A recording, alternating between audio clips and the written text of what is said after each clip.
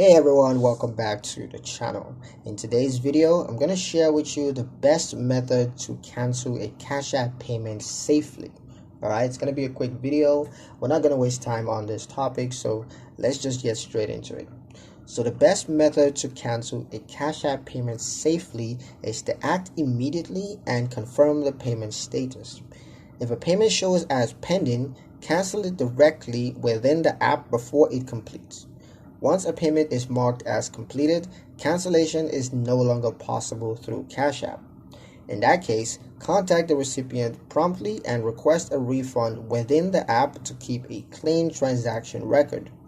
Avoid chargeback attempts unless the transaction was unauthorized, as misuse can lead to account issues. Speed, accuracy, and proper in-app steps are essential to canceling or recovering payments safely. But that's pretty much it for the video, guys. Hope you liked it. Hope you found the information here useful enough. If you did, like, comment, share, and subscribe for more helpful financial insights. Thank you guys for watching, and I'll see you in the next one.